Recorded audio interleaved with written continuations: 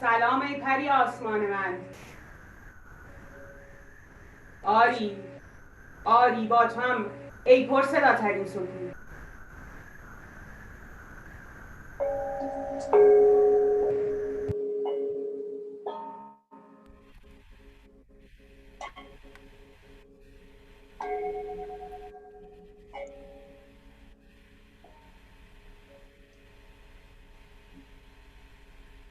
أم تبكي في الليل وابن وحيد يحتضن الضوء.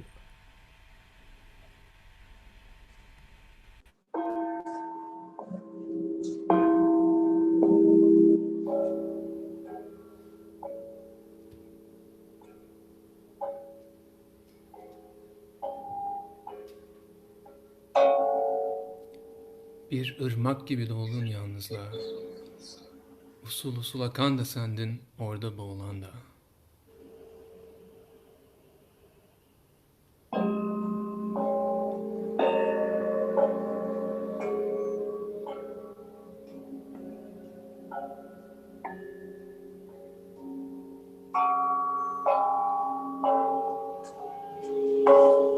I have barred the doors of the place where I bide. I'm old and afraid of the world outside.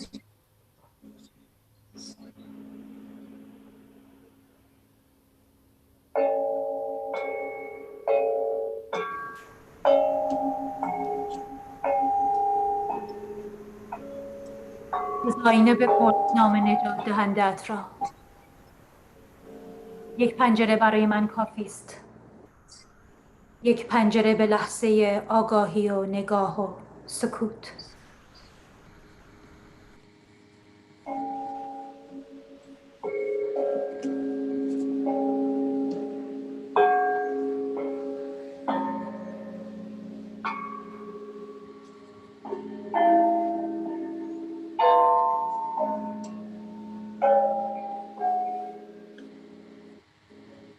Does it dry up like a raisin in the sun, or fester like a sore and then run?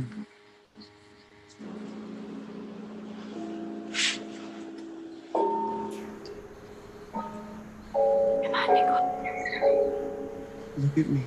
Bana bak. انظر إلي. Look at me. Bana bak, bana bak. انظر إلي. Var mısın? Look at me. نگاه کن. انظر إلي. Look at me. Look at من نگاه کن. Bana bak. من نگاه کن. Look at منو میبینی؟ منو ببین. Bana bakar mısın? منو نگاه کن. Look at me. میتونی منو ببینی؟ Look at me. Huh? Bana bak. به من نگاه کن. منو Bana. Hey, look at me. منو نگاه منو ببین. Look at me. Anaba. منو ببین. Anaba. Bana bak. Look at. Anaba. میتونی منو ببینی؟ Look at me. به من نگاه کن. Menaga. انظر إلي. منو ببینی؟ Nene gofo. نگاه. Man nene gofo. میتونی منو ببینی؟ Nene gofo. منو نگاه کن. Nene منو gofo. نگاه کن. Menaga. Look at me. منو نگاه کن. The man nene gofo. Banaba. Look at me. Bana bak. Banaba. منو ببین.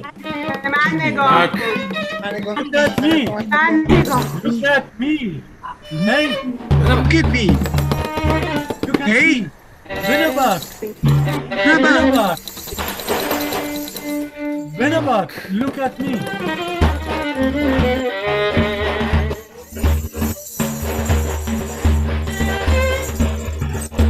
Look at me. Look at me.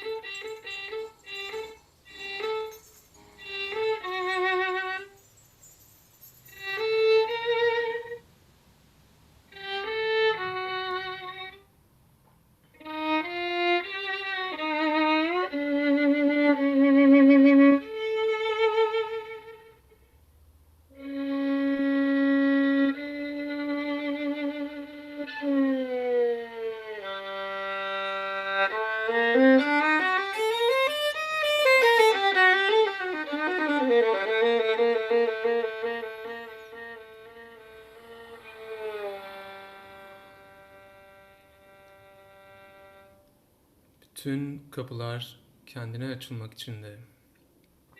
Kendine.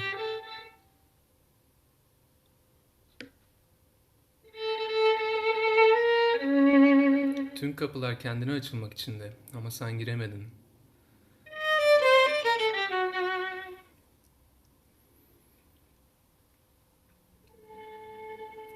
Sevmekle başlardı bütün sevmeler.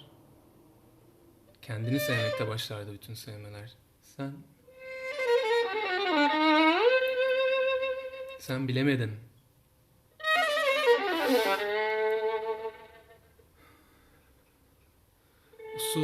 Usul akan bir ırmak gibiydin.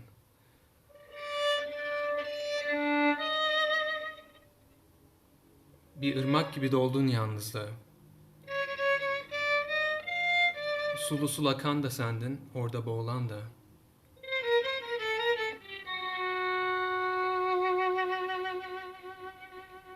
Korkunç bir rüya görmüştün. Vuran da sendin, vurulan da. 2 kere ürperdin.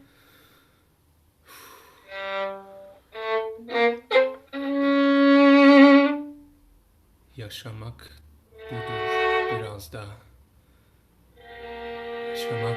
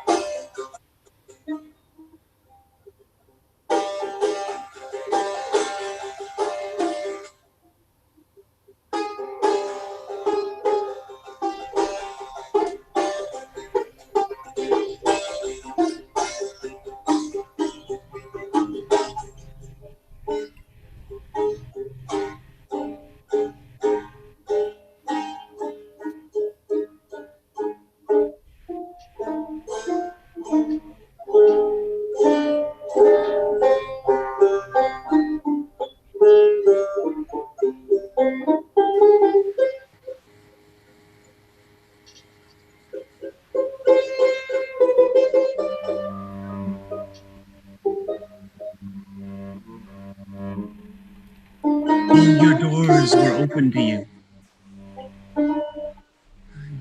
couldn't enter.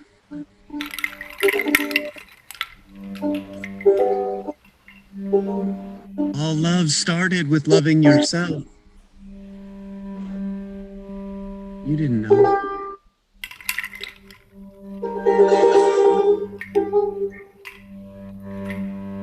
You are full of loneliness.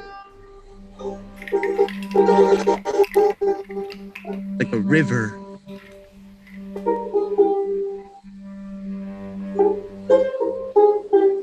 It was you who flowed softly.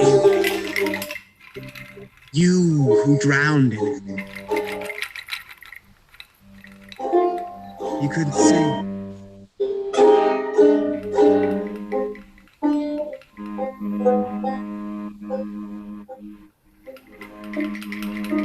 You had a terrible dream. You shot and you're shot. You shot her twice.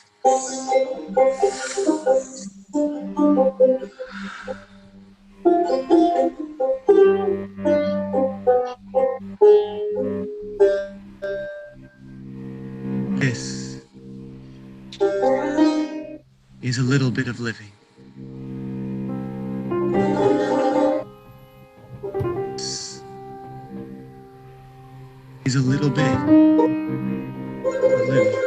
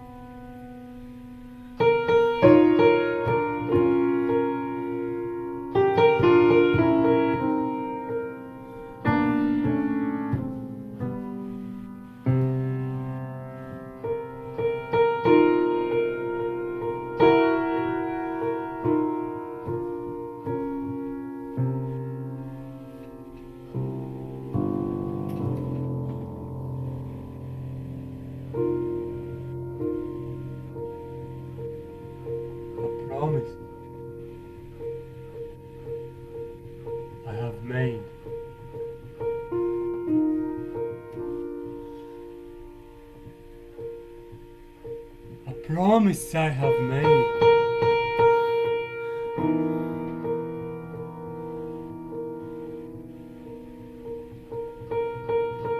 No war I will live again.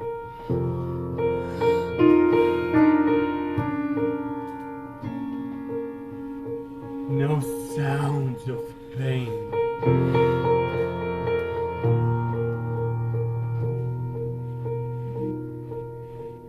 no tears falling as the rain.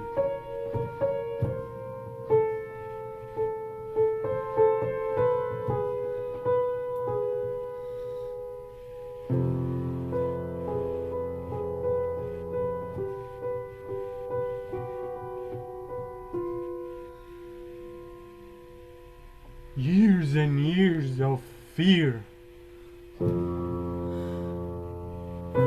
If still not real. My dream got killed when home was so near. Promise I have made.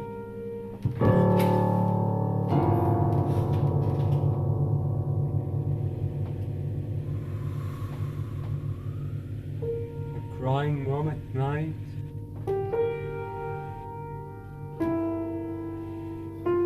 And only sun with lights.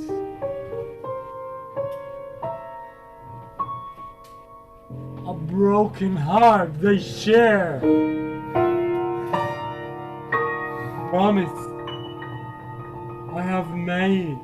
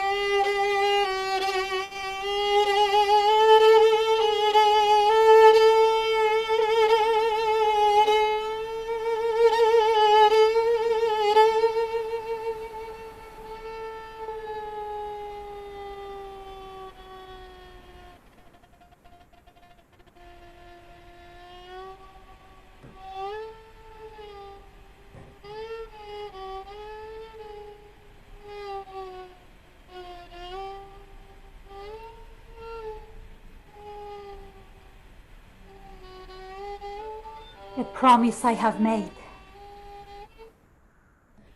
From beneath the shades of paper trees, we watch for the owl.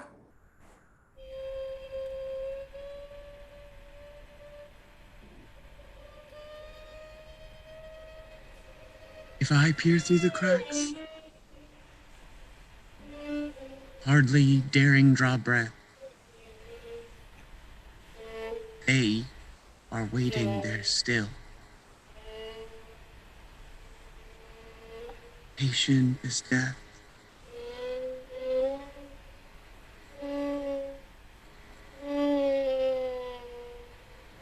تو میدونی خونم کجاست؟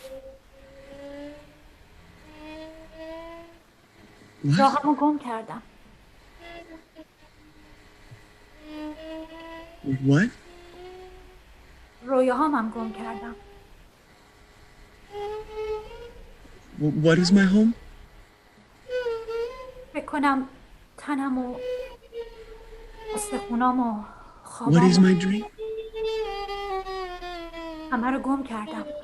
تو میدونی کجان؟ What are you saying? تو میدونی خونم کجاست؟ What? خونم. Hunam, what? رویاهام. Roya, استخونام. my dream تنم. is difficult. راهمو گم کردم. My home تو میدونی چجوری پیداشون کنم؟ is divided. My flesh is hardened. My home is missing. My home. My home. My home is divided. My dream is fading. My blood is dangerous. My flesh is dying. My bone is splitting. My blood is fading. My blood what? رویاهام نابود شدن. What are you saying? تنم خراب شده. What is my home? تنم از بین رفته. What? خونم What is تلف my شد. dream? استخونام گم شدن. What are you saying? Where is my home? What are you saying? Where is my dream? What is my dream? Where is my flesh? My dream? My home My dream is difficult. is missing. My My home? flesh is dying. My blood home is sticking. divided. My bone is splitting. My flesh is hardened. My blood is dangerous. Bone is splitting. My bone is splitting. My flesh is dying. My home is divided. My home is missing. What are you saying?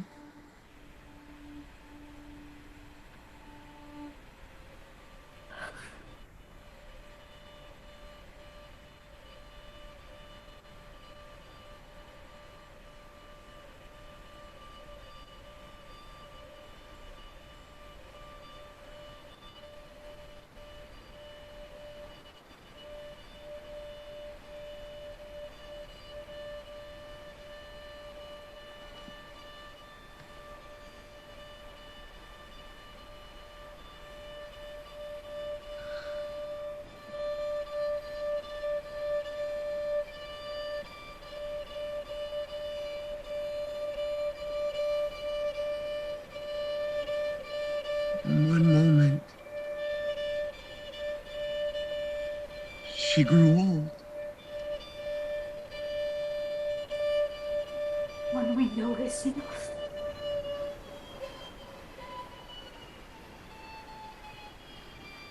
In the following reborn, Fear my beauty. one window to the moment of awareness,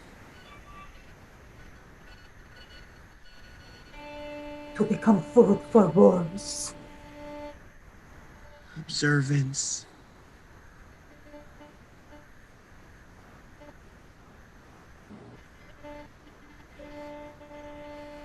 and silence.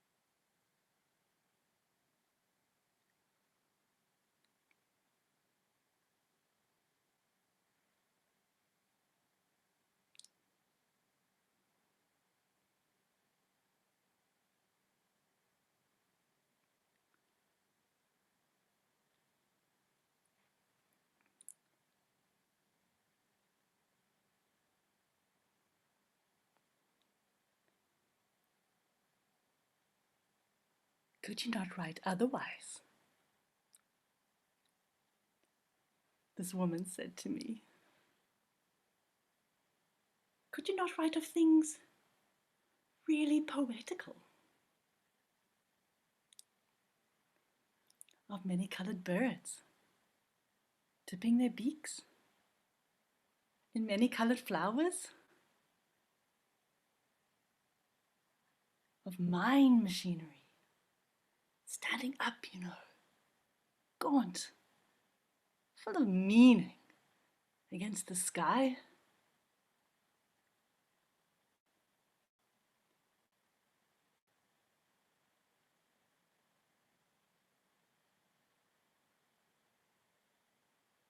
must you write always of black men and Indians, of half-castes and Jews, Englishmen and Afrikaners,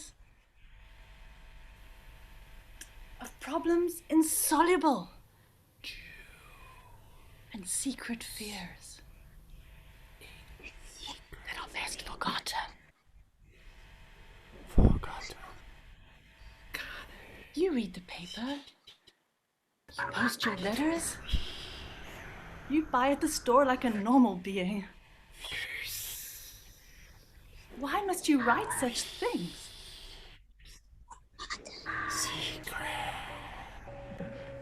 Must you write always of black men and Indians, half-castes and Jews, Englishmen and Afrikaners, of problems insoluble, secret fears that are best forgotten.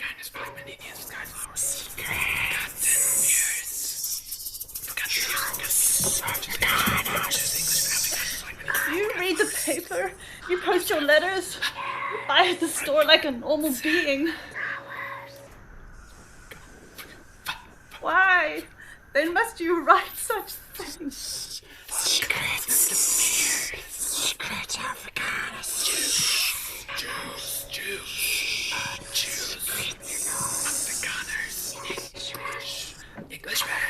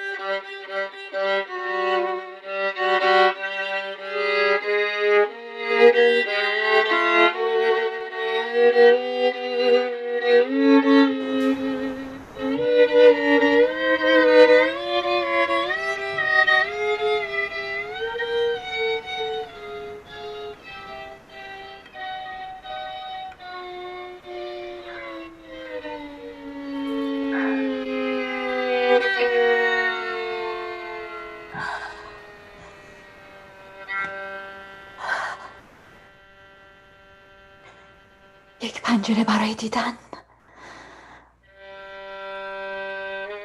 یک پنجره برای شنیدن،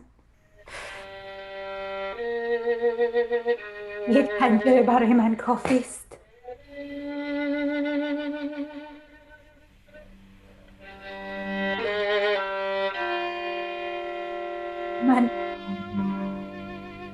من از دیار عروسک ها میایم، از زیر سایه های درختان کاغذی در واقع کتاب مصور،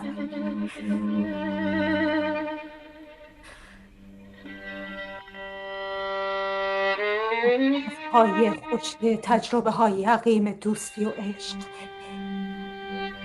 از جای خاکی معصومیت.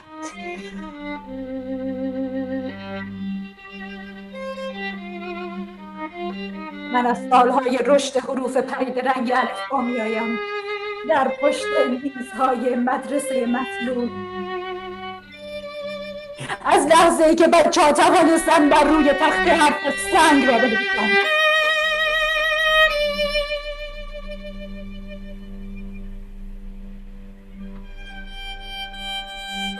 هی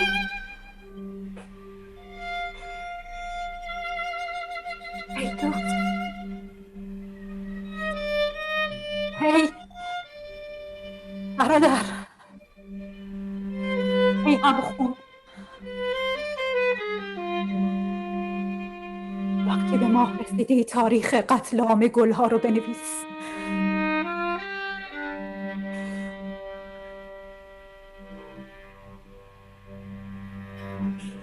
هی هی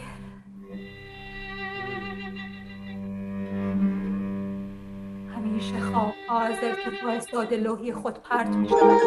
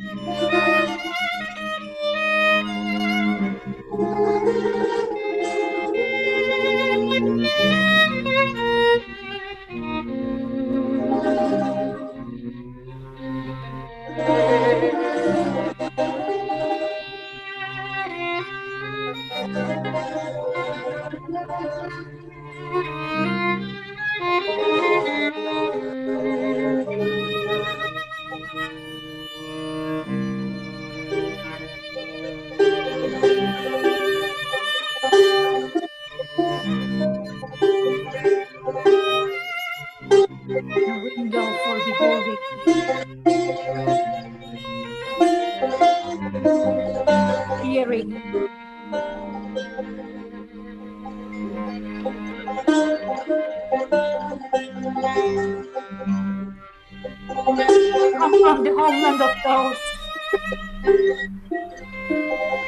from beneath the shade of pear trees in the garden of picture book, from the dry seasons of impotent experiences and love,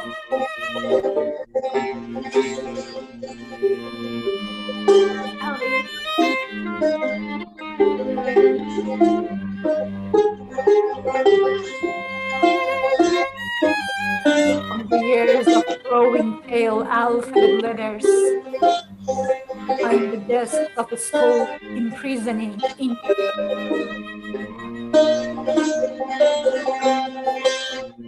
From the minute that children could write stone, the blackboard.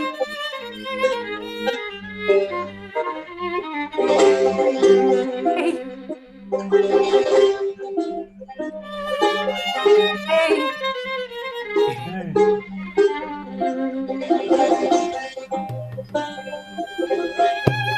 Hey, comrade. Hey, brother.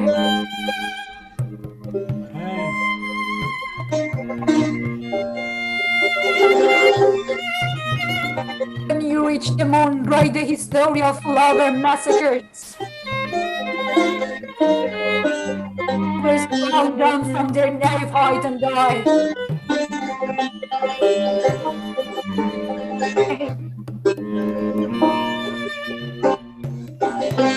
Hey.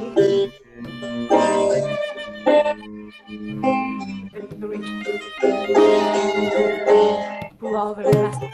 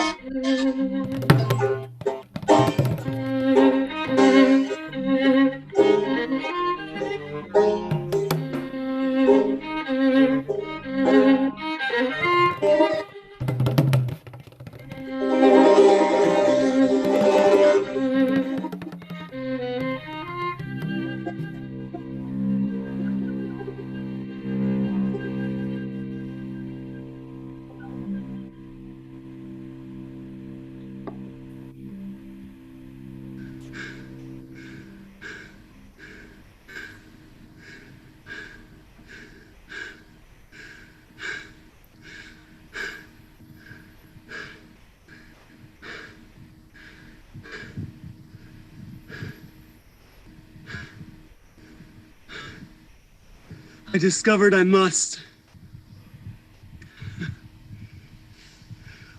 love insanely. One window will suffice. One window to the moment of awareness.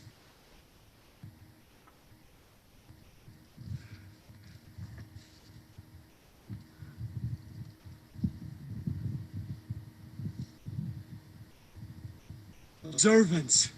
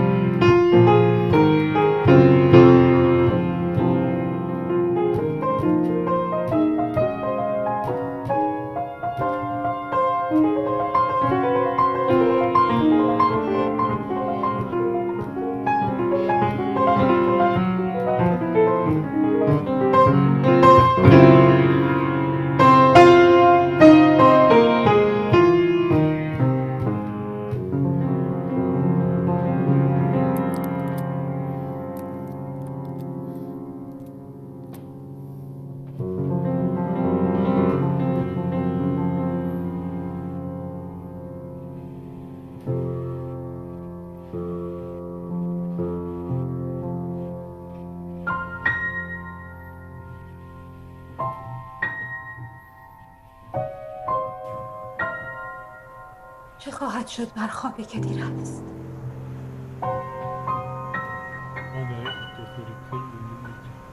Ertelenmiş bir düş ne olur? خوش خواهد شد. Kurur mu? هل يجف مثل زبيب في الشمس؟ مثل کشمکه آفتاب. Güneş altında üzüm tanesi gibi, yoksa yara gibi iltihaplanır mı? یا خراب خواهد شد از درد و فرار. يتعفن. Çürümüş et gibi mi kokar? روی گندیده گوشت مرده خواهد داد. Yoksa kaymak mı tutar, şekerlenir mi? یک مرده خواهد انداخت در قدمت تاریک. Şekerli bir tatlı gibi. شاید هم کوله بار سنگینی خواهد بود از خاطرات. Belki yalnızca منفجر خواهد شد. چه خواهد شد بر خواب؟ belki yalnızca sarkar. Ağır bir yük nasıl sarkarsa. یا خراب خواهد شد از درد. روی گندیده گوشت مرده خواهد داد. İnfilak mı eder yoksa? Ertelenmiş bir düş. مرده خواهد انداخت به خدمت تاریخ. Ertelenmiş bir düş ne olur. چه خواهد شد؟ شاید هم کوله بار سنگینی خواهد شد از خاطرات و روز منفرد. Kurtarıcı kim aynaya sor.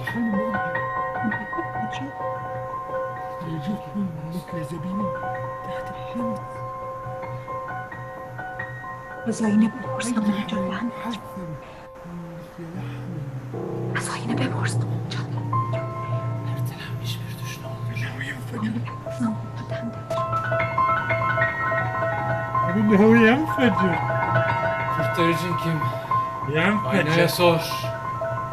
اسأل المرآة عن أسماء. المرآة عن أسماء المخلصين.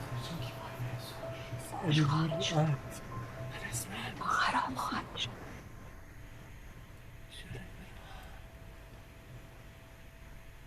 هذا يحدث الحلم المؤجل يجف مثل زبيب في الشمس لم يتقيأ مثل لحم متروك.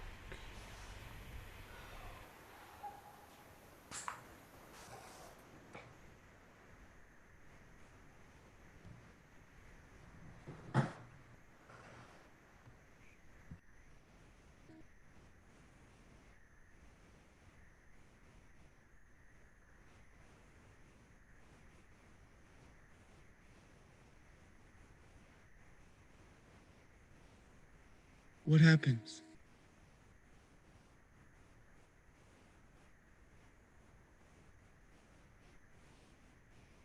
What happens to a dream deferred?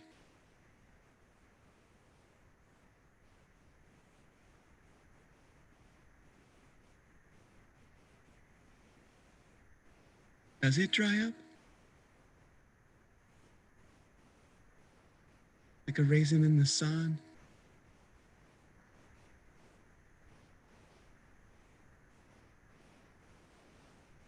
Or does it fester like a sore? And run?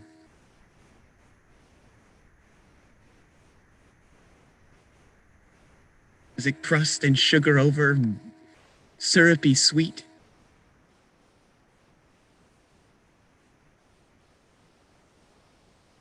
Or does it stink? Like rotten meat.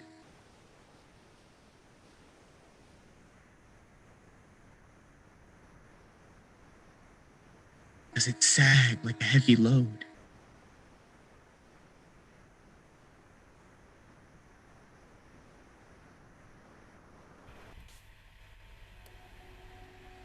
Or does it explode?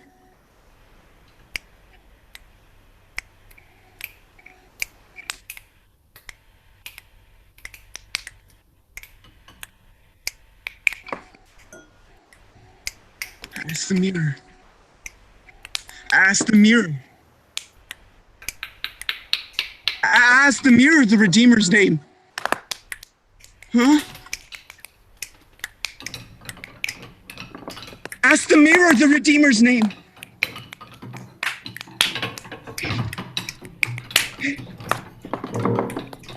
Ask the mirror the Redeemer's name.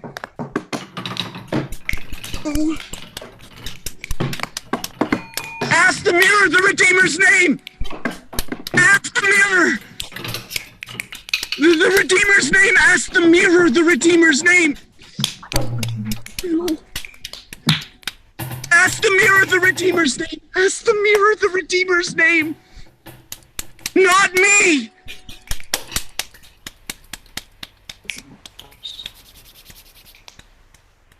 Where is my blood?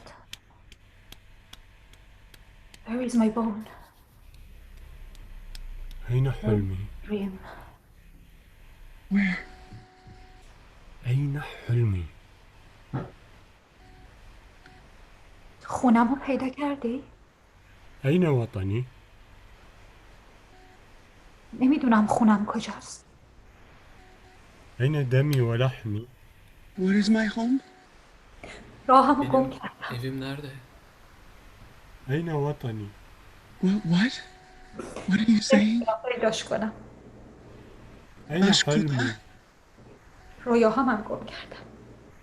رویاهام مکو تنمو، أين دمي ولحمي؟ امو.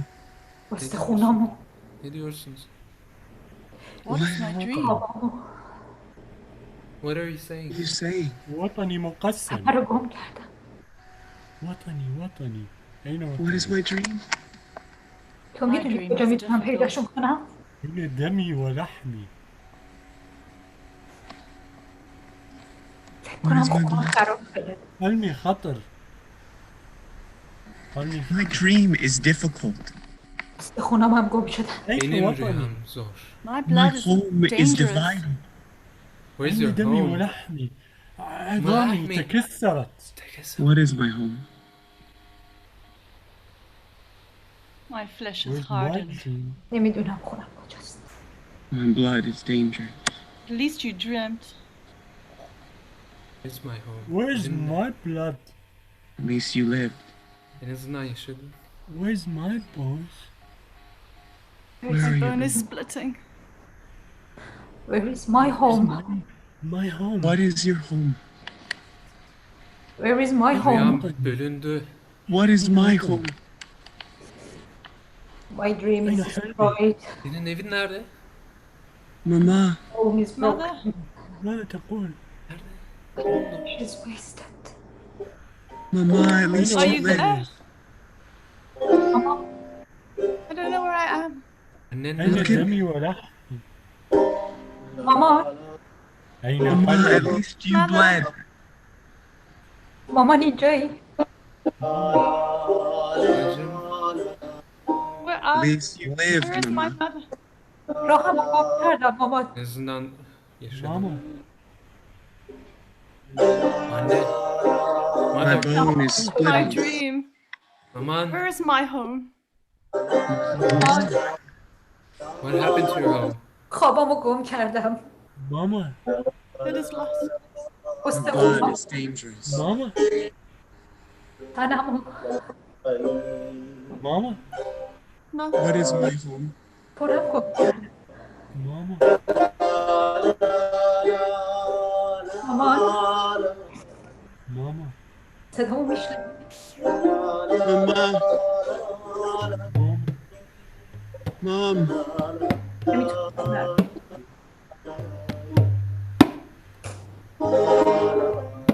At least you lived. Mom, Little baby, at least you don't lived. say a word.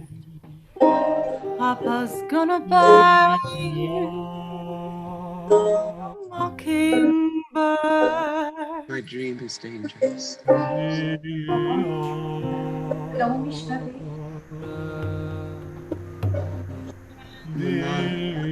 That mockingbird won't say Papa's gonna buy you a diamond ring. ماما، ماما نیجایی؟ At least you lived.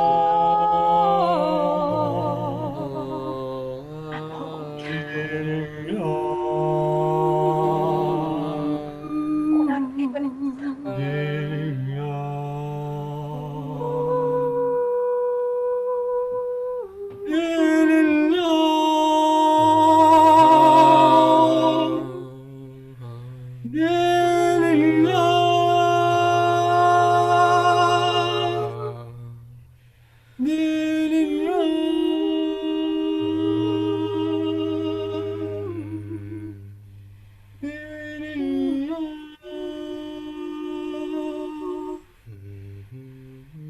And if that diamond ring turns to brass, Papa's gonna buy you a looking glass.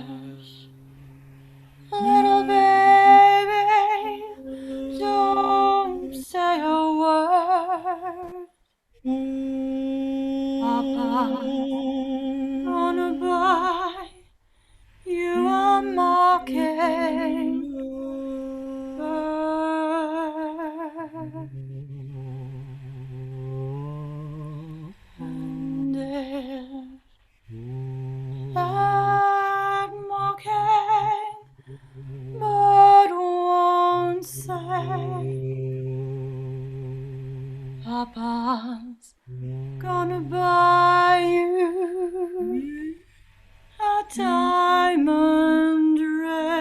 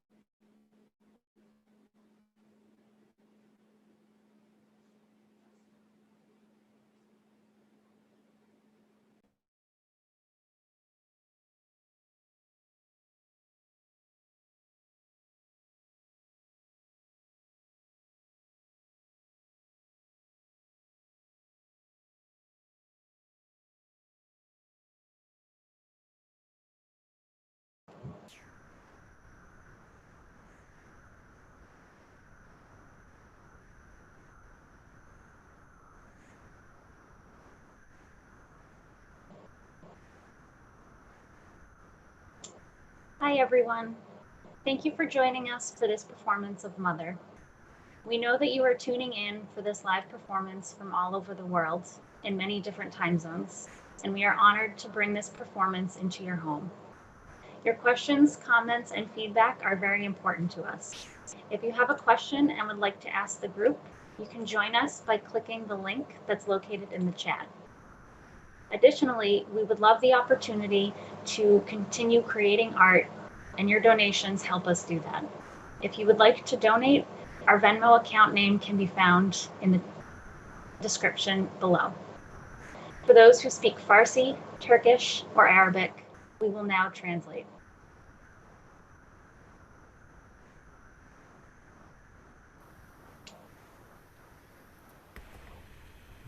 Merhaba ve de hoş geldiniz. Açıklamalar kısmında izlediğiniz YouTube'da Zoom konferansına katılmak için bir link var. Bize herhangi bir soru sormak isterseniz oraya o linki kullanıp bu Zoom'a katılıp bize soru yöneltebilirsiniz. İzlediğiniz için tekrar teşekkürler.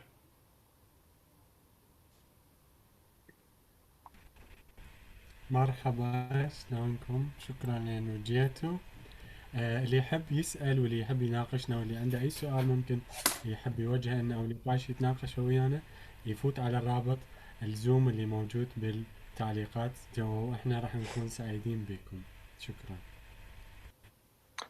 دوستان عزیز ایرانی خیلی سلام، خیلی ممنون که اینجا هستین. توجه داشته باشین که ما یه لینک زوم گذاشتیم توی چت. اگر میتونین بهش دسترسی داشته باشین ما خیلی خوشحال میشیم که هم نظراتتون رو بشنویم، هم اگه سوالی باشه جواب بدیم. این کانورسیشن هم همینطوری توی یوتیوب پخش خواهد شد اگه نتونستین بیاین تو.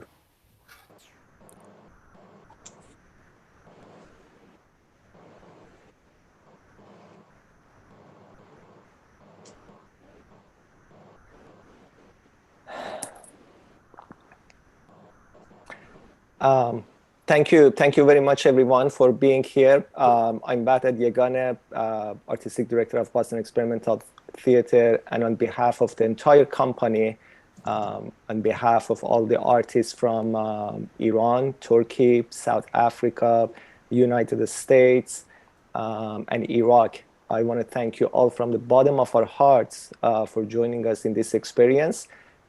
As you noticed, it was a live performance. We decided to perform it live and go with the obstacles of the internet and any difficulty that we could have. So thank you so much for being patient. Thank you so much for being here and seeing the show.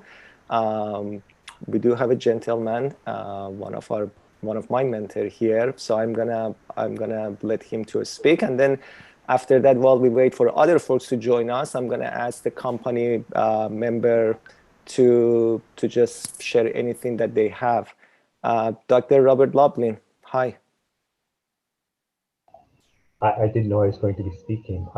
This was really amazing that you managed to get so much working together, different languages from different locations with the technology. Emily, I feel so badly for you, and you pulled it off, and that is a lot. And people don't realize how much stage production is essential, and now it is. You would think it wouldn't matter as much, it matters even more, and so she deserves some of the applause.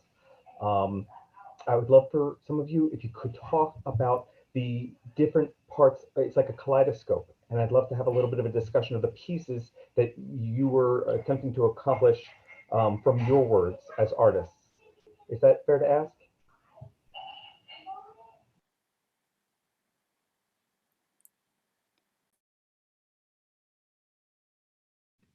Got it, you're muted. Yes, I am. Thank you, Dr. Loblin. I'm just going to translate the part of the question to the folks of Iran.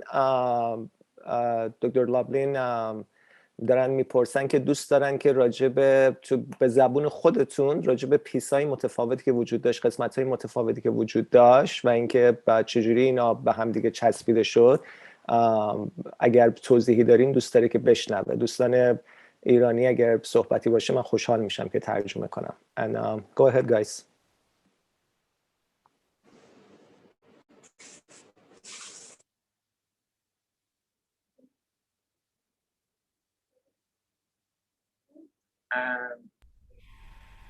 بله جامعه احساس میکنم از یک دغدغه مشترک، از یک درد مشترک، از یک نگاه مشترک کنیم که ما با هم زبان نبودیم، خیلی همون شاید زبان همدیگر نمی‌دونستیم، ولی این درد مشترک امروزی است.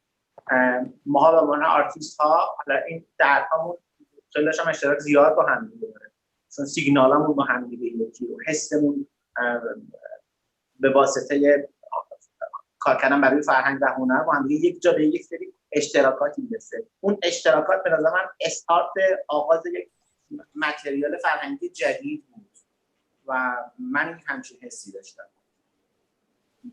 Merci, Pejman Jan. Peyman saying that the personal feeling that he had at the beginning of the process, there was a difficulty throughout the languages, different language translation, and also different style of music. But from the very beginning of the rehearsal, he felt the collective pain that we all somehow had and we were sharing with each other, the collective loneliness that we all had and we were sharing with each other. And somehow through the difficulty of the technology and also the language, the internet and everything, throughout creating the piece, we were sharing those collective feelings, those collective pain, and also those collective conflict that we all had, that he feels that as an artist, we all were able to accomplish this sharing. And this is the feeling he has right now.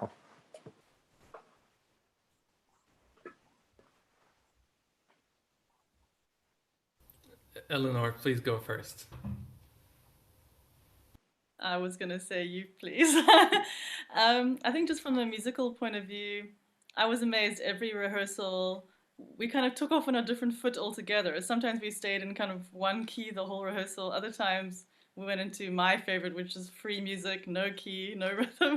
And we just had to try, and often we couldn't hear each other well, particularly the ther. So it was a process of trying to find each other, and then each time trying to find each other in a kind of a slightly different way. But it was very challenging, also very beautiful to see everyone struggle and meet each other somewhere along the line. Adding on top of what Eleanor said, the challenge is already there. We, like all the musicians, are coming from a very different background. I'm trying to learn the jazz tradition. Eleanor also is from classical and jazz tradition, and Ameen and Peyman are both well versed in their own traditions as well as the Western tradition. So it was a process musically to find each other, and it was a process to do it on this platform. But I think the music sort of became more in the background. Like what became more important was that we got to know each other, and then the music somehow found itself, like in the process of we understanding each other, like what is the situation this person is living in Iran, for example, like what are they doing, how their lives are like that was the first for me. Like I never worked with a Iranian tar player before, or a violinist from Iraq. Like all these things coming together, piece of puzzles. With every rehearsal, like the music came together, the acting came together. So that's my answer. And nice question, thank you.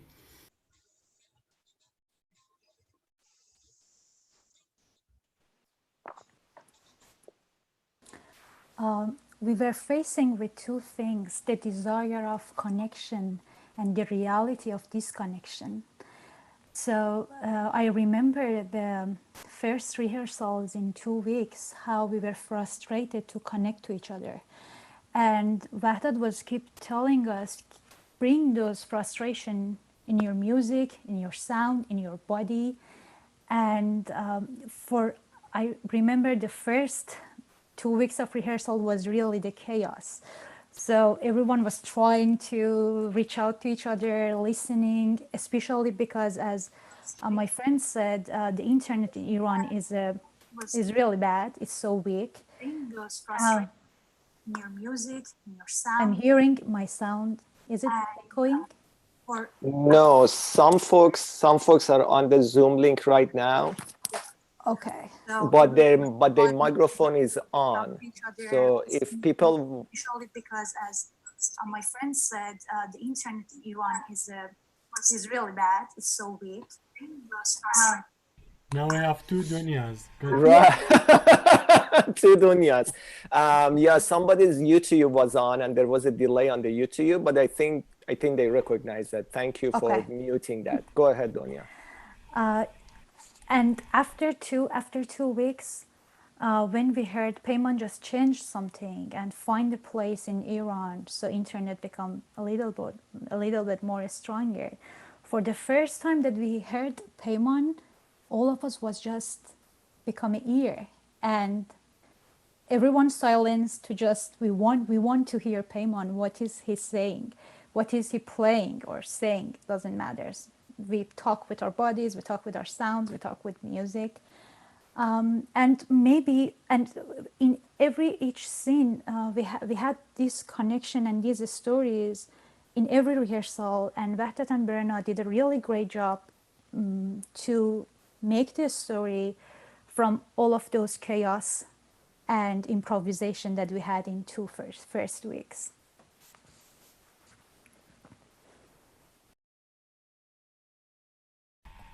Yeah, okay, I will jump. It's always difficult to say, oh, go. Okay. So, first, it was a great, crazy experience for me. I mean, the first one I could think is our amazing, crazy director. And that was amazing. And all the crew, everybody, like it was, I just remember again the first rehearsal.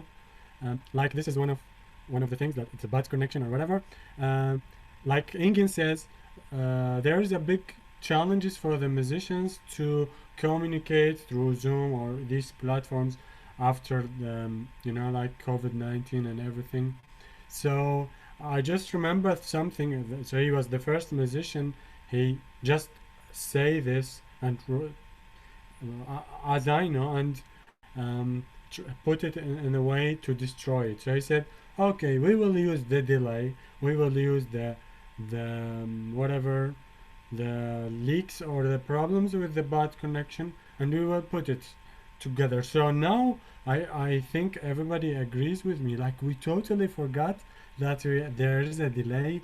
It's like we just find a way how to make a harmony together, and every time we listen to or we see the recordings that we already made, like, this is kind of to say this because it was like challenging. No musician will say that at all, because like everything should be in time and whatever, you know, like in the music world. And for sure, like, everybody work with it well, especially we have a lot of great crazy artists.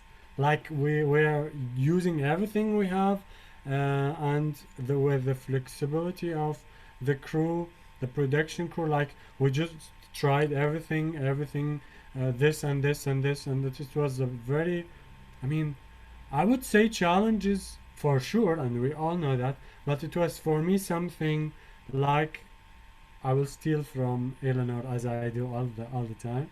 It was a therapy. So it was a therapy for us, and that comes to, I hope it's reached well to the people, and everybody had the same feeling, and we are in one box, not in the small boxes, as we wanted to make. So that was my statements.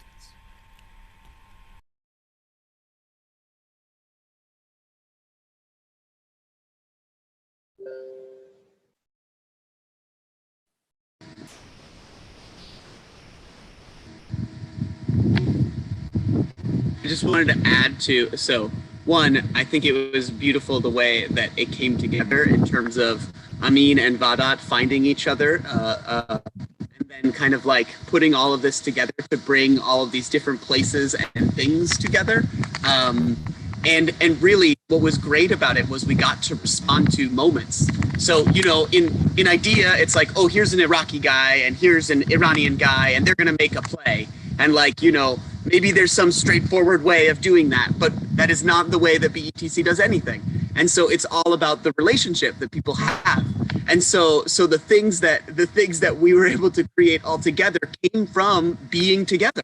And so, like, if you saw our WhatsApp group, it's like if I had a noise for the notifications on our WhatsApp group, my phone would never stop beeping at me. It's like everyone's sharing everything all the time. Leva has these beautiful images she shares with us from each of the rehearsals. Engin shares with us that he's baking drums in his oven, or Ameen shares with us some image that he has from his home. And so, like, that real dialogue is what makes this something that feels like a real relationship between us. And in each of our rehearsals, we have conversations about what ideas it was that it brought up for us. You know, in the last rehearsals, I felt a lot of shame around being American, you know, and it's something that I think that I was able to bring to the rehearsals at times. And like how it is that then you can bring all of those feelings that you have in these moments while interacting with each other. Honestly, you know, Zoom actually made it so that we could do something that wouldn't be possible otherwise. You know, sadly, Ameen can't come here to the United States to do this show with us. He should be able to, but he can't, right? And you know, and the same with Peyman and Astiaj, right? Like, we want them to be here with us, but they can't be. And so what we said was, let's try and do something with what we have. And I think that's what's beautiful about this. Honestly, the light and dark that you see throughout the whole play, I think came from one time when Ameen's power went out and he was still playing his violin, and all we could see was the shadow of Ameen in there sometimes, every once in a while. Exactly, with his light, yeah. So it's like this play that generated the ideas for the show. And I think that that is what BETC does best, is we are present in the moment. And I think that that is a tribute to Vahdat, but I also think it's a tribute to every one of these crazy actors and musicians who are here. is that we create what we can with each other, with the resources we have. And honestly, I think that that's what art should be. So, you know, it was beautiful. So thanks for joining us in it.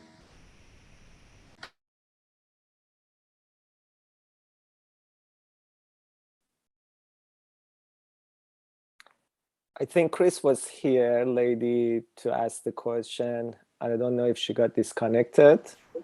She did leave us a message in the chat, and she just wanted to tell us how wonderful and moving the performance was. And she just thanked us. And she did ask how many paintings did we end up with? So that's a question for Leva. Okay, well, thank you so much for your comment. لوا جان، خانومی که اینجا بودن اولا که تبریک گفتن به همتون به خاطر کار خیلی فوق‌العاده‌ای که داشتین. بعد از لوا پرسیدن که چند تا نقاشی متفاوت داشتی برای این اجرا. Emily, was it how many painting in this performance or throughout the rehearsal, you think? She did not specify, so I think that she would appreciate both. Okay, so لوا جان مشخص نیست که سوال این بود که امروز چند تا پینتینگ داشتی یا اینکه تو کل مراحل تمرین، برای همین چند تا نقاشی داشتی؟ اول از همه که من سلام عرض میکنم خدمت همه. تشکر ویژه از تماشاچی‌ها و این گروه، به خصوص کمپانی بوستون اکسپریمنتال تیاتر. من فکر میکنم نمیدونم اگه 12 تا 13 تا تمرین داشتیم هر دفعه نقاشی متفاوتی کشیدم، شاید هر دفعه 2 الی 3 تا نقاشی، نمیدونم تعدادش چند تا میشه، ولی در اجرای امروز 4 تا نقاشی روی دستم کشیدم و 1 نقاشی هم که روی بومه که پشت سرم هست. امیدوارم که جوابو داده باشم. آره خیلی خوب بود. Leva says hi to everyone and thank all the audience members for being here to watching the show and congratulate also all the performers and the company for creating this show. She says if we had about 12 or 13 rehearsals, she probably did 2 to 3 painting on each rehearsal. And then for today, she did about 4 different painting in her hands. And then she had 1 major one in her back that she was drawing.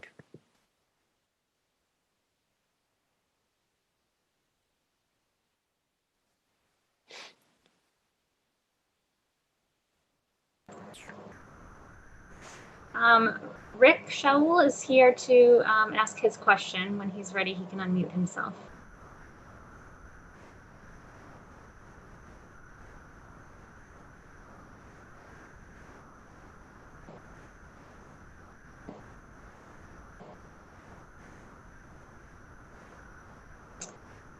Right, he might not be ready.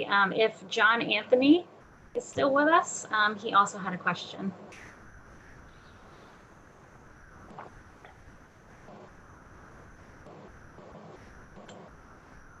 I actually don't know if I had a, well, I had some questions, but I don't think I put it in the chat or anything. But I did want to say that it was really a cool and interesting integration of music and images. Actually, I did have a question about the drawings, but I guess Leva answered that. So I want to congratulate all you guys on being able to pull this crazy thing off. And yeah, I also thought it was kind of, I have a bunch of junk written down here, but I don't want to go through it all right now. But there was an interesting thing about using the way the masks were, the progression of the masks, I guess, is and how, you know, it starts off with all the masks and then slowly people get revealed. Also really thought it was very interesting at one point to have the violin as a mask. That was very clever. I liked that a lot because that's an interesting combination of, you know, music as being a mask in a way too. But yeah. Anyways, there you go. I don't want to take a. Yeah. So if Richard has his question, I should shut up. No, thank you very much, sir. I'm gonna translate this to Farsi for folks in Iran to know, because they all were part of it too. And then if you had more questions, we have time. I would love to hear it or more comment. بچه‌ها ایشون اولا که دارن میگن که خیلی تجربه خوبی براشون بود، خیلی کریزی بود تجربه، نوع رابطه موسیقی و با تصویر خیلی با هم دیگه خوب پیش اومده بود. بعد راجب سوال میپرسن راجب ماسک، که ماسکایی که استفاده کردین و مراحلی که داشت، دوست داره بدونه که تفکر خودتون چی بود. احساس خیلی خوبی داشت که اول نمایش همه با ماسک بودن، بعد تو طول اجرا که نمایش داره میگذره ماسکا یکی یکی در اومد. ایشون هستن که سوالو پرسیدن. و بعدش راجع به اون صحنه صحبت میکنن که ساز وایولین خودش شده بود ماسک، براشون جذاب بود. So Ameen, I think you should talk about the second part of it, how the violin became mask, and then everybody else has any thought or comment about the mask. We'd love to hear it. اگر دوستای ایران خواستن چیزی اضافه کنن راجع به این ایده، من خوشحال میشم ترجمه کنم. Yeah, I mean, it's the idea. I mean, when we dig to find ourselves in it, and Vahdat was giving us the freedom to try so many things, and sometimes when you look to the thing,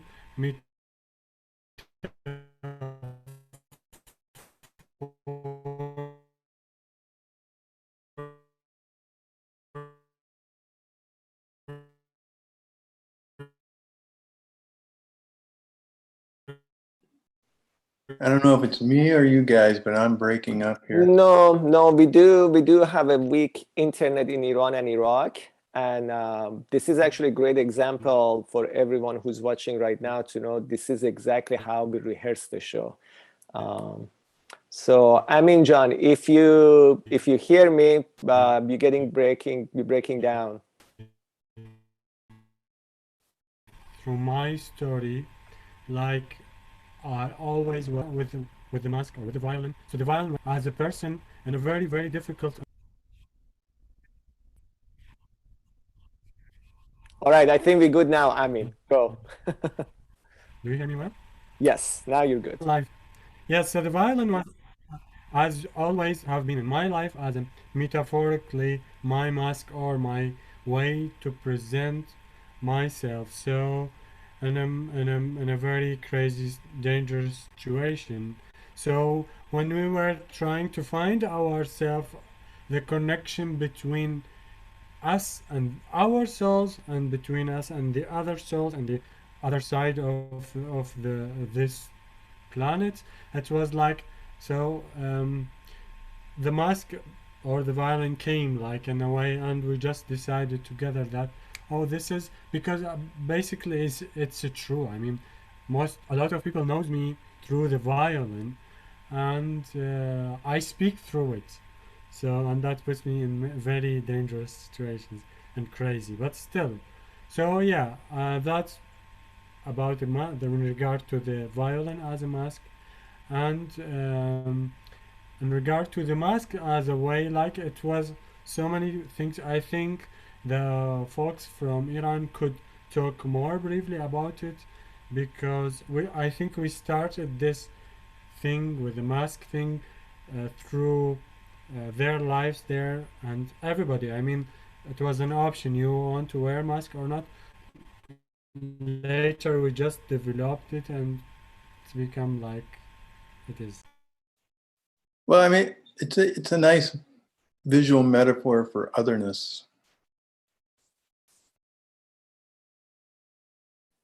Absolutely. As Ameen was saying, does anybody else have anything that they like to add? این دوستمون بچه ها گفتن که خیلی خلاصه از نظر تصویری ماسک یه سیمبولیک خیلی جالبیه برای کانسپت دیگری other. بعد اگر شما هم چیزی میخواین اضافه کنیم میتونید اضافه بکنید یا اینکه بریم سراغ سوال بعد.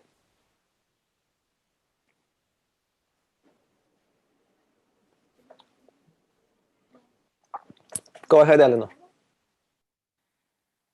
I guess similar to Ameen, the violin, as a professional violinist, you kind of trained all your life to put all your emotion into this instrument, but keep your face out of it in some ways.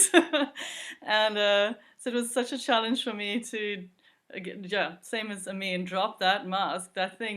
It's almost like a security blanket where you have it in front of you and there's some distance between you and the audience, but suddenly now to have to drop that, I have to say it's been an amazing, challenging, but amazing and liberating experience to get beyond the violin mask.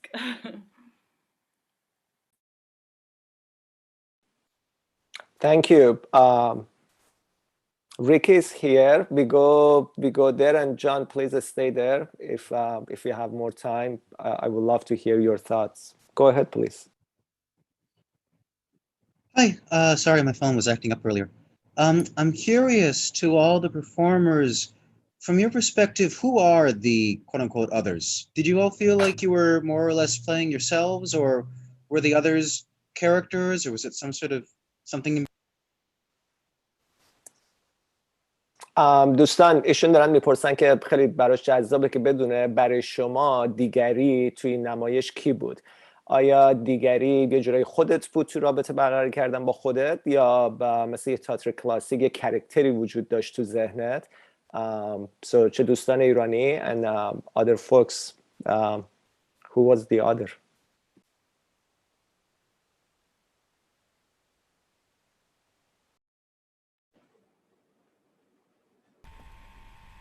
دیگری برای من حسه سراب داشت، یه راهی که هرچی میرفتیم بهش نمیرسیم. چون ما حرکتی که انجام دادیم تقریبا ضد کلاسیک بودیم، یه حرکت خیلی مینیمالی بود که در بداهگی شکل میگرفت، یعنی اساس ما از ابتدا همین بود. و دیگری شاید ضمیر ناخودآگاه نداشته هامون بود که سفر میکردیم بهش، نداشته که نمیدونیم چیه، مثل دقیقاً تصویر یه سراب که هرچی میریم جلو میخوام بهش برسیم ولی هیچ موقع نمیرسیم. من نگاهم یه همچین شکلی داره به خودش.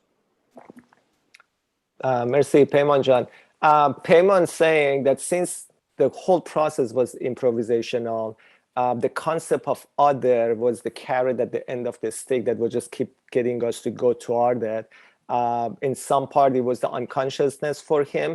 In some part, it was the otherness for him. In some part, it was the way of creating the communication or connection. But overall, it was something untouchable and unseen that was just helping him and everybody else to keep trying to communicate.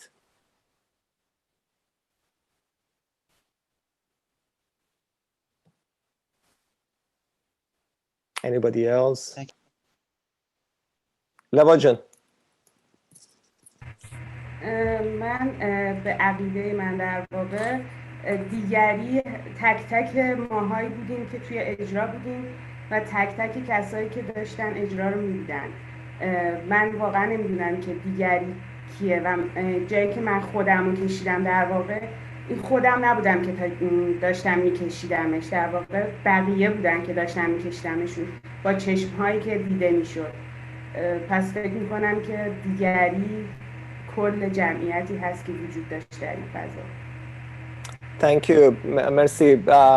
Leva mentions that for her, the others were both other performers to her and other audience members. And every time she was drawing, either drawing a figure of a person or a lot of time drawing eyes, that you could see the eyes right now even behind her back. She was constantly thinking of other people, audience member and other performers that she was trying to communicate with them. And she mentions that we never actually defined who the other is. So part of answering your question, that did we had the character for it? If they had it personally, I don't know. But no, we did not decide that exactly who this other is or how do they look like or where they from. But I want to add something personally that goes along with what Ameen and Jared and Donya were saying at the beginning of it, that from the very beginning of it, being here on Zoom in our own boxes, not being able to really touch anyone, and then having people from different countries, the feeling of otherness was very strong throughout the languages. We had to translate. I was the translator. I'm not the very good translator. I'm sure I'm missing a lot in English or Farsi, both. But trying, right? I mean, speaking Arabic would cut me sometimes, knowing the Persian word that would tell me that, no, you didn't mention this word or that word. But also, as Engin mentioned, the differences in music. Ther being a Persian classical instrument, and then with Engin being the jazz trainer, and going on with Elinor and Ameen, the concept of otherness was very present. And we just didn't want to lie about it. We didn't want to ignore it. We wanted to acknowledge the reality that we are these others.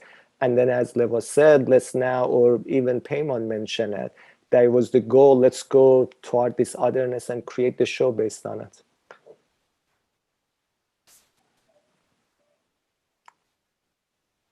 Go ahead, guys, whoever. So I have, I don't know, like, me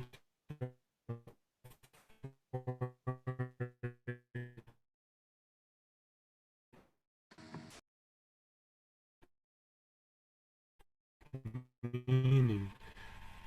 You know, when people happen award or whatever, like, do you hear me? Yeah, I think it's, no? You're back on now, I mean. Yeah.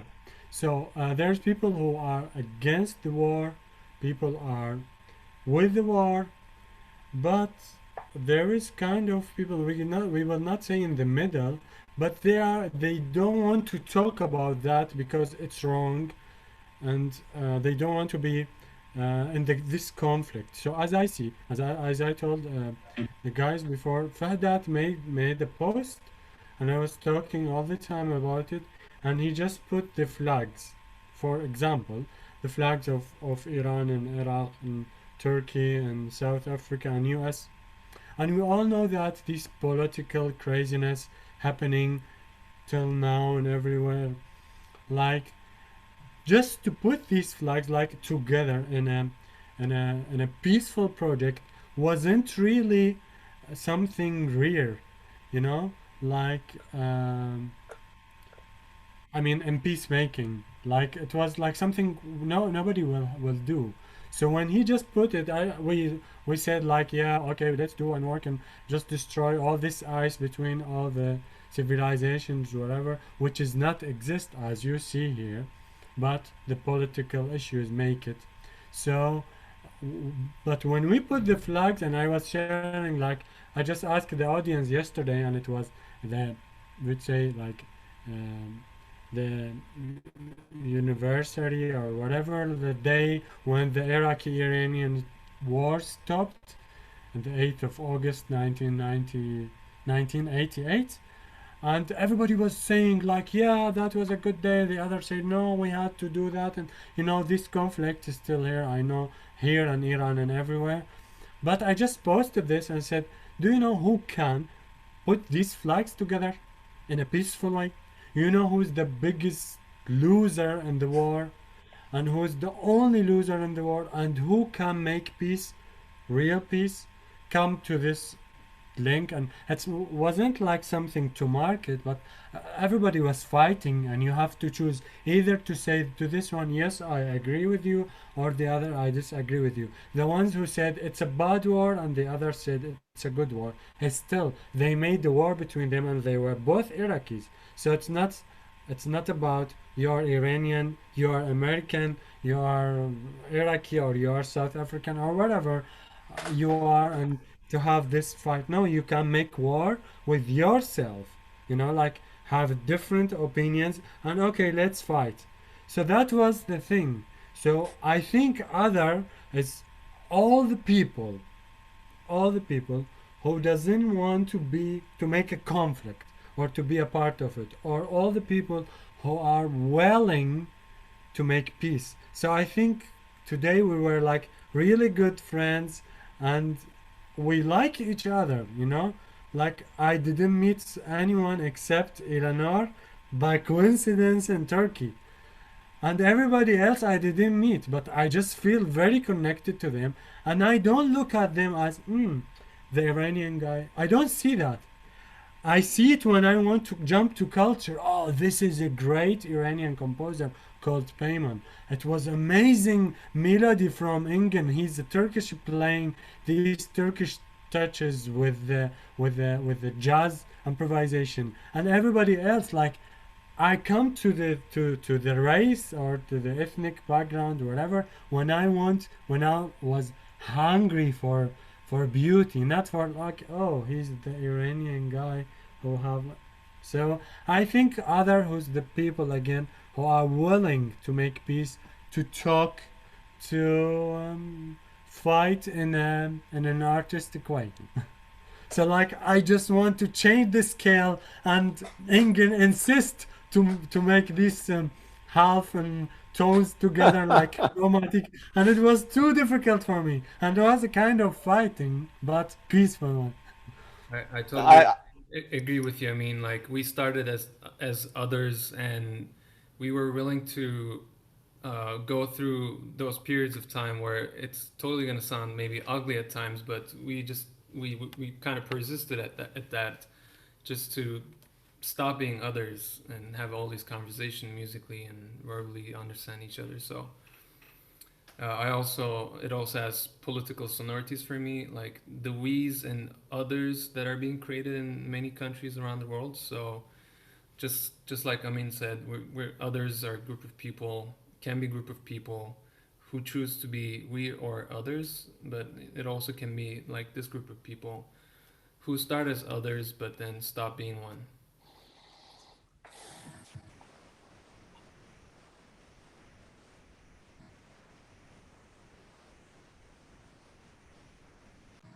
I love that the we's and others.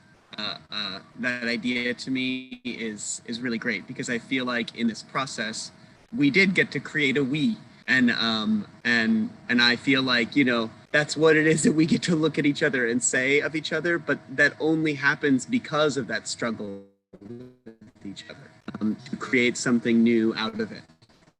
And so I think that exploration with each other, where we do have these conflicts, where we can hold them in ways in our interaction with each other, or it comes out between Eleanor and Donya when it seems like Donya is mocking her, but then it creates this beautiful scene, you know, and then held, and we to.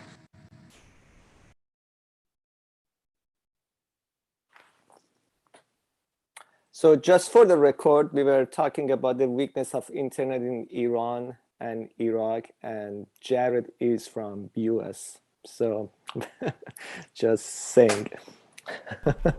But I think it's my internet. Right. I was checking. No, I think we heard Jared. Are you back? I like to hear the last part you were saying about the scene between Eleanor and Donya. That's where we got cut off. Oh, sorry. Okay, yeah. Just that they got to create this moment between each other where there was conflict, but it was conflict that could be contained between them, and then explored more until it became harmony. You know, so it became this thing where they became a we.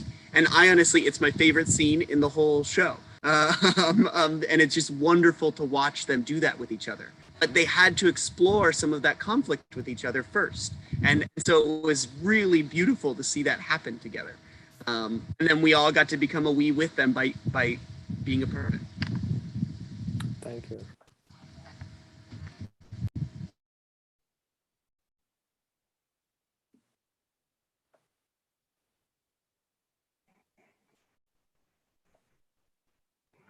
Okay. Hi. Hello. Hello. Ameen, can you translate from Arabic? Yeah, okay. This is Radwan, one of my students from Iraq. أولا عمل كان كلش جميل، ولو ما شفته كله بسبب انقطاع الانترنت، بس ان شاء الله راح ارجع اشوفه. والشيء الحلو بهذا العمل انه ربط 5 دول، السياسة اللي بينهم فصلتهم من فترة طويلة. انه يعني الفن ممكن يربط اي شعوب واي ثقافة بدون نظر السياسات والاختلافات اللي بيناتهم. وأحب أشكركم على هذا العمل، وها هي. Okay, so shukran, Radwan. So first of all, he said, thank you to do that, and it was amazing. And he just put a point that you just got the chance to connect people. He said 5 countries were separated by so many political conflicts, and you just prove that art could build the bridges again and make there's no distance between you and the other. And he said something also. He said, sorry I couldn't watch everything because the internet was too bad. So yeah. I mean, please let him know. I'm going to translate this part to Farsi for folks here too. And then we see what people have to respond to it. دوستان ایرانی تماشاچیمون از عراق اول تشکر میکنن به خاطر نمایشی که اجرا کردین، خیلی خوشحال شدن و بعدن خیلی خوششون اومد و بعدن میگن که خیلی براشون جذاب بود ببینن یه اثر هنری که داره بین 5 تا کشور متفاوت اجرا میشه و شماها به عنوان هنرمند تونستین یه بار دیگه ثابت بکنین کاری که سیاستمدارامون نتونستن انجام بدن و اون ایجاد یه پل فرهنگی بین کشورهای دیگر رو شماها تونستین انجام بدین و به خاطر این ایجاد رابطه فرهنگی خیلی خیلی خوشحال هستن.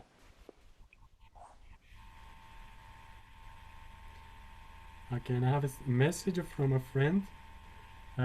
Her name is Zainab, and she said, say hi to everybody, and said she wished that one day from her heart that you could be all together again and on a stage, and because you are completing each other. It's also from Iraq. Beautiful. یکی از دوستای امین به نام زینب پیغام داده که خیلی خیلی کارتون خوب بوده و میگه که اون این فانتزی رو داره، این تصور رو داره و این امید رو داره که یه روزی شماها همتون بتونین روی یه دونه صحنه نمایش با همدیگه کار رو اجرا بکنین و اون تصورش این بوده که شما همتون با همدیگه به طور مجموع همدیگه رو کامل کردین توی این کارا. Ameen, please share with Zainab if she's listening here now or later that we did talk about this 2 rehearsals ago. It is one of our fantasy. First of all, soon we're going to get back to each other and talk where this program going to go online. But also this is our fantasy that one day we'll be able to get together despite any political difference. We have getting visa for folks from Iran and for Ameen, and it doesn't have to be in US, it can be in any other country, but this is our fantasy that one day we get together in person.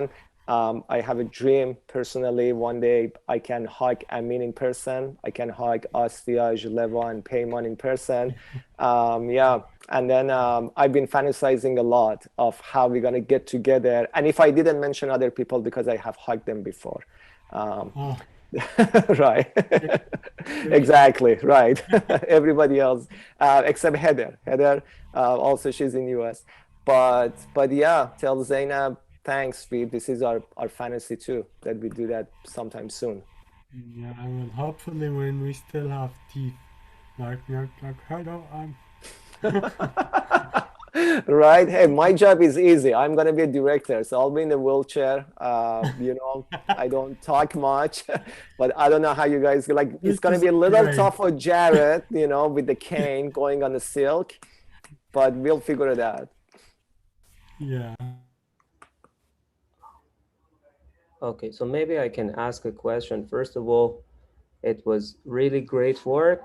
Thanks for it. It was pleasing to watch and interesting concepts, obviously, and very nice presentation. Just a quick question. I'm wondering, you have made reference, maybe this is a question for Brenna. You've made a reference to poetry by Forough Farrokhzad and Langston Hughes. And the poet that I don't recognize the name of, Şener Beyter, could you make reference to the work of these people? Maybe if you can tell us which parts of their work you have been inspired by, maybe some more information. Thanks. Yeah, I can start by talking a little bit about the script. Though I think with this particular project, it's important to note that we don't really follow the Western tradition of the playwright being the author of the play. It's definitely a more emergent and devised process this time. So the poetry was actually brought to me and brought to us and brought to the group in order to experiment with. And then what I heard and what I listened to turned into the structure and the text that was in the script. So I think that talking about the poetry and why it was chosen might be a more helpful thing to ask the ensemble, since I didn't actually choose the poetry. We were all sort of responding to it together. Thank you, Brenna. This is exactly my response too. Engin, I'm just gonna translate it in Farsi. سوال اول که ایشون هم تشکر کردم به خاطر اجرای خوبتون، بعدم گفتن که خیلی اجرا تصویری بود، خیلی دوست داشتن، و بعداً راجب شعرایی که شعراشون استفاده شده بود سوالو پرسیدن. طبیعتاً از برنا به عنوان نمایشنامه نویس پرسیدن، بعد برنا توضیح داد که شیوه اجرایی این کمپانی خیلی دنبال کننده شیوه اجرایی تئاتر غرب نیست که شما یه نمایشنامه نویس به نام خالق لزوما داشته باشی، و توضیح دادن که با ایمرسیو تئاتر اتفاقی که همه به صورت بداهه‌نوازی هر کسی توی گروه یه بخشی رو درست میکنه و پازل درست میکنه، و بعد توضیح داد برنا که شعرها به طور اخص توسط خود هنرمندا آورده شده بود اینجا. برای همین به جای که اون راجع به شاعرها صحبت بکنه ترجیح میده که خود بچه ها صحبت بکنن. So Engin was the one that brought the Turkish poetry, and then after that whoever else wants to respond to it. Go ahead, Engin. To answer your question, first, I am not fully aware of Şener Beyter's full work. I haven't read many of his poems, but this one stood out to me when I read it because the poem, which Jared and I both read, to me speaks of more of an internal process in trying to understand yourself, trying to love yourself, or it involves some sense of like self-reflection. And I felt like, wow, like that's super necessary. Like that should be like the first step. And it was really meaningful to me that it was like the first poem being read in the whole script. So we started with like the internal process first. We kind of deal with the otherness inside of ourselves, and then we go on outside and try to understand what's happening outside. So that was the idea why I chose it. And yeah, I'm passing the ball to others now for their chosen poems. Thanks.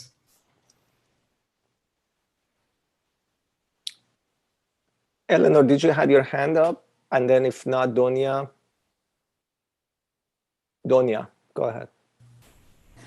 So as we said before, everything was improvisation. So we were connected to ourselves first and then with each other. In one rehearsal, I just remembered this poet of Forough Farrokhzad, one window is enough. Because we just had this window, this small window of Zoom to get connected to each other. And as Vahdat said, the desire of connection, the desire of touching, which it wasn't impossible, just reminded me this way, that one window is enough. One window for beholding, one window for hearing. And then I couldn't remember the rest of the poet, but after that rehearsal, I checked the poet and it was, all the words were so connected to the play. So when I share it with Brenna, they decided to have it in a script.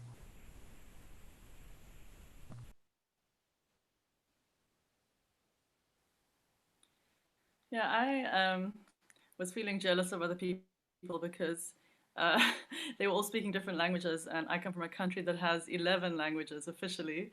But, but I didn't think I could pull off. I could speak Afrikaans as a second language quite badly, but I didn't think I could pull it off with any kind of authenticity.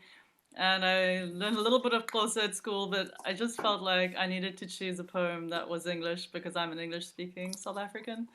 And I knew of Alan Paton. He's famous because of Cry the Beloved Country, but I didn't even know he wrote poetry, which is kind of embarrassing. But when I read his poetry, it really resonated, and I just thought it was wonderful. I didn't know we had such a great intellectual who opposed apartheid before it even came into being. So I just thought his work is really beautiful, so I'm a firm fan.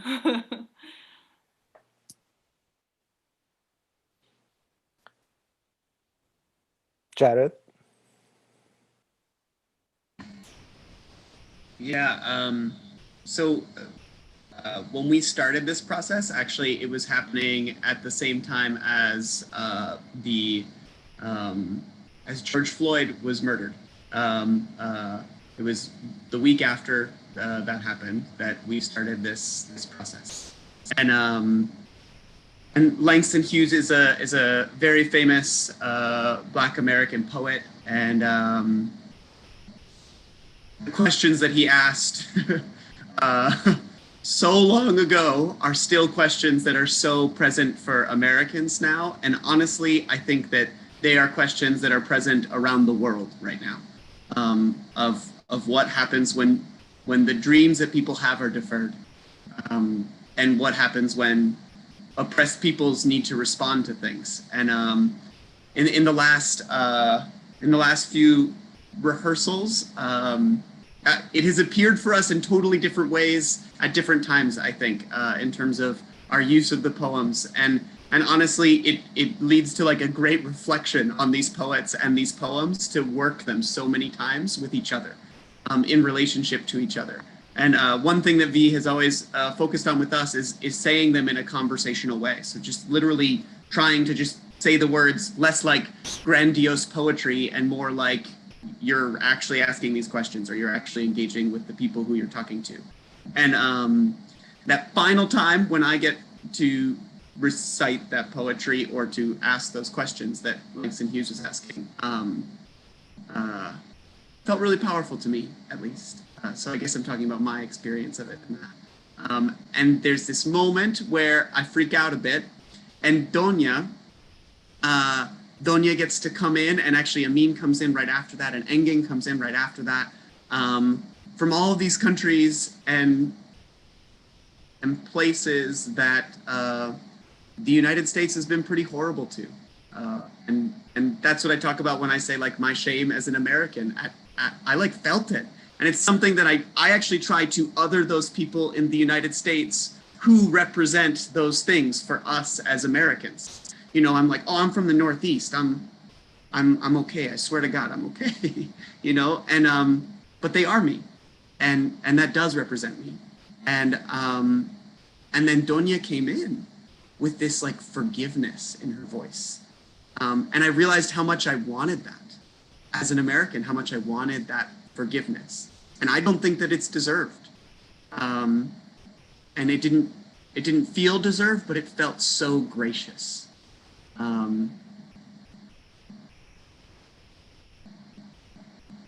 That's what I got. Langston Hughes is great. Those questions are so present now.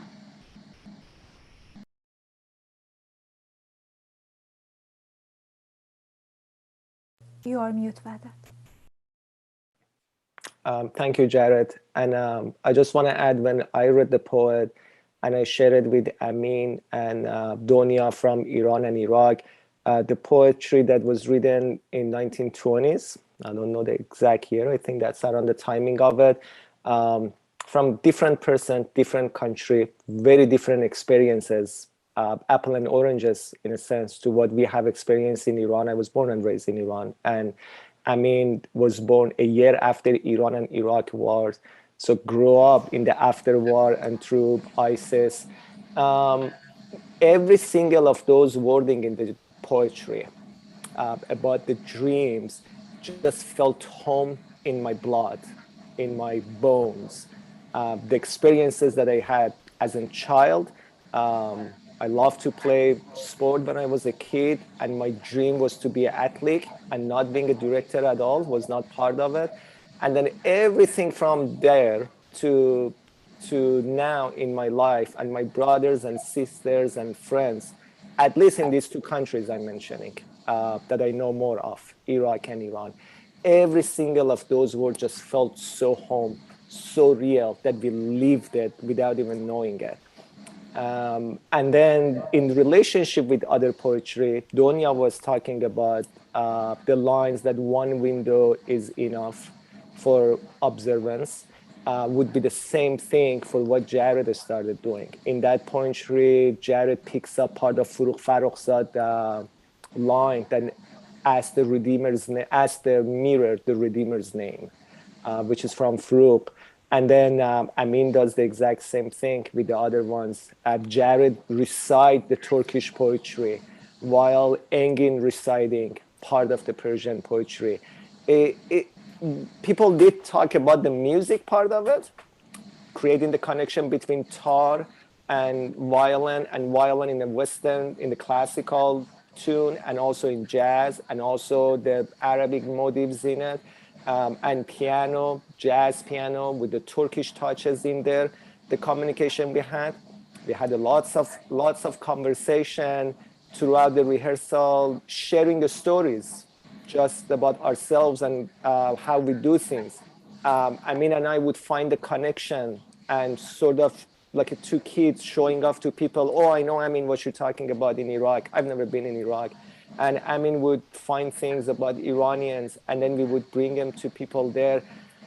Our poetry as a very profound language, or form of the language, was doing the exact same thing. So our movement, our touches, what actors were doing with their hand works, the languages throughout the poetry, they were all started just creating the dialogue together. So it was not just about the word, what Brenna said, about not having the author in the Western term as a playwright, did not even exist as a composer. You might want to know who's the composer for this show, because I don't know. And as a director, really, it was more as a producer bringing the production together, but did we really direct it? I mean, the lighting that you saw in there, I was amazed by it. Every single person doing it themselves. The silk work that Jared did was all work done with them. The cameras, the painting, I was not involved in any of it. It was literally our boxes here coming together and trying to communicate with each other through sound, through music, through experiences. And poetry became part of that too. And really, really, as sad as it is to see where we live and what world we live, every single of us, after every single rehearsal, we were proud of ourselves for being part of this and being able to create this. If you don't mind, just the last part of it about the connection that we made together and the language, I'm going to translate just in case Leva, Peyman, Astiaj want to add anything. سوال راجع به شاعرها بود و جرد راجع به این صحبت کردش که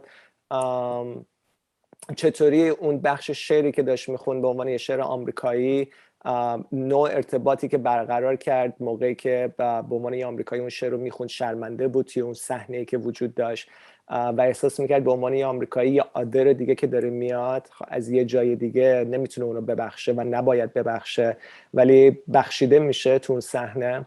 و بعدن این نیاز به تماس گرفتن که توی این صحنه بین ماها، توی بین بازیگرها اتفاق میفته، یه چیزی که خیلی براش تحت تاثیر بود. اون شعره رو داره میگه که برای خودش به عنوان یه آمریکایی هنوز احساس میکنه که اون شعر با وجودی که 1920 نوشته شده چقدر زنده است و چقدر هنوز حقیقیه و چقدر تو آمریکا وجود داره.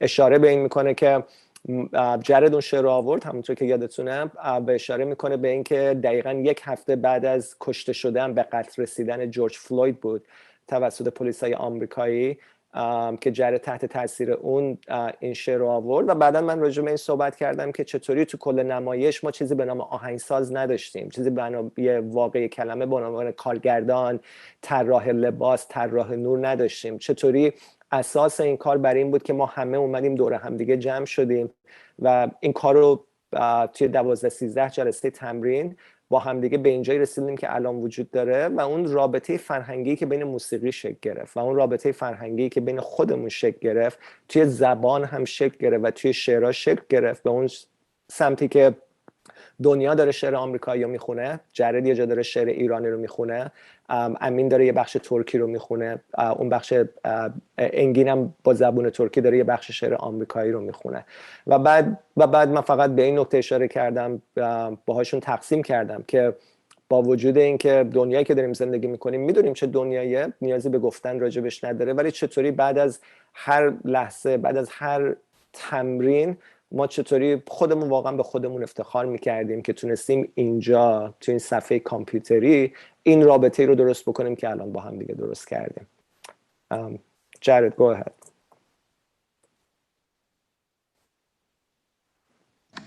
I was just going to say, with all of that, I think the really incredible thing that Brenna did was to bring all of those things together in a way that really spoke to each other in the script itself. And that is a true art.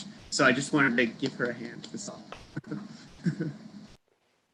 Absolutely. جرد فقط آخرش اضافه میکنه که با توجه به اینکه همه اینا رو ما خودمون آوردیم ولی فراموش نکنیم که درسته که برنا نمایشنامه نویس به شکل سنتیش نبود، اما تو طول تمرینا هر هفته یادداشت میکرد، بعد هر هفته نمایشنامه رو به ما میداد و این شاکله نمایش رو بر اساس این تمرینای هفتگی ما اون بالاخره درست کرد که تشویق برای برنا بودش.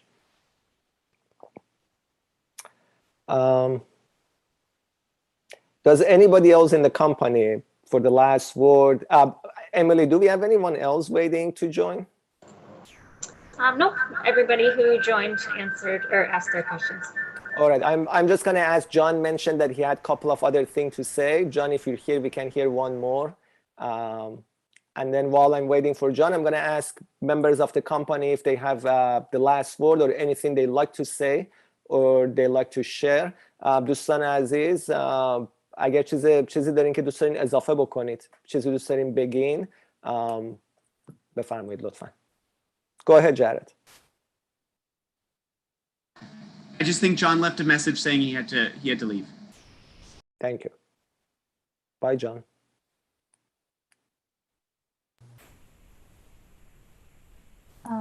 I would like just to recognize the 75 years anniversary of bombing the Hiroshima and Nagasaki. Yeah. Today. Jared, could you hear, buddy? Can you hear me now? Okay. Thank you, Donya, for that. Yeah, it was a strange thing. We didn't plan it. We just learned about it, that today was the 75th year anniversary of that atomic bombing. And then Engin just today, before the show, reminded us that yesterday was the anniversary of the ceasefire between Iran and Iraq. I was born and raised during that war. I personally just want to say how proud and honored I am to be a member of this company. Thank you so much for all the audience members who came here together to witness this show. Thank every single member of the company. It was not really easy in a different time zone. The tight schedule, being on Zoom and trying to find a way to do the show. I just want to share with you this, Jared mentioned it, touch upon it a little bit, but this whole production came together when in one of the online production, I met Ameen playing violin with Eleanor, if I'm not mistaken. And I had worked with Eleanor before. That's how I was in there. And then I saw this Iraqi guy playing violin, playing music. And it was so surreal for me. Everything that I knew growing up and everything I hear in the press from Iraq is everything except music, except art, everything that we hear it. And as an Iranian, being in this country for about 18 years, I experienced that deeply. Both the racism and the ignorance that they don't hear about Iran except maybe the fact of war or terrorism. So it felt so surreal for me that there was an Iraqi guy playing music. Found him online, talked to him. Fortunately, we both speak a little English, so we could chat with each other, right?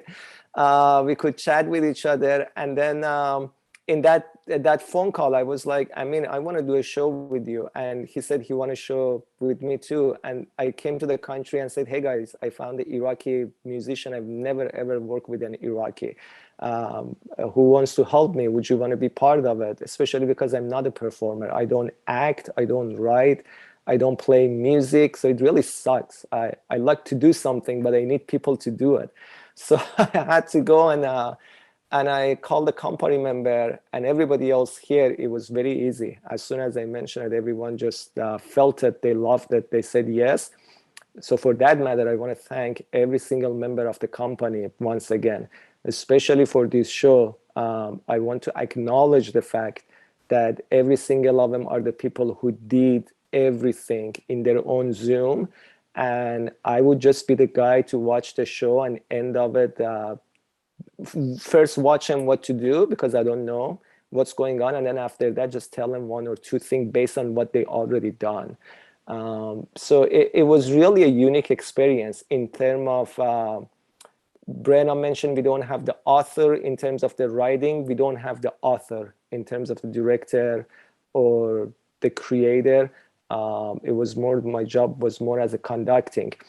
دوستان ایرانی، من فقط میخوام یه بار دیگه تشکر بکنم. شما داستان رو میدونید، داستان رو تقسیم کردم که چجوری من و امین همدیگر رو دیدیم و چقدر این اتفاق برای من سوریال بود که من یه هنرمند عراقی میبینم، برای اینکه تقسیم کردم باشون که به عنوان یه ایرانی که توی آمریکا زندگی میکنم من ریسیزم رو دیدم و ایگنورنت رو دیدم که از ایران و عراق ما فقط راجع به جنگش میشنویم و چیز زیادی نمیشنویم. برام خیلی جذاب بود که برای اولین بار تو زندگیم دارم یه هنرمند عراقی میبینم. سریع پیداش کردم پای تلفن، باهاش تماس گرفتم و با هم دیگه به نتیجه رسیدیم که این کار رو انجام بدیم. ولی بعداً دارم میگم که فراموش نکنین که من نه نوازندم، نه نویسندم، نه بازیگرم. من و امین قرار شد با هم دیگه یک پروژه رو انجام بدیم، ولی من خودم به تنهایی نمیتونستم کاری انجام بدم. حالا احتیاج داشتم به هنرمندایی که واقعا بیان این کار رو انجام بدن. برای همین قدردانی میکنم از تک تک شماها به خاطر اینکه اومدین توی این پروژه با تمام شرایط سختی که وجود داشت و واقعا با یه خضوع و خشوع خیلی خاصی و اینکه خودتون کنترل کردین بخش موسیقی، بخش نور، بخش طراحی، بخش دیزاین و این نمایش رو آوردین دور هم دیگه جمع شد. And once again I want to thank every single audience member for joining us and being part of this experiment. Thank you all.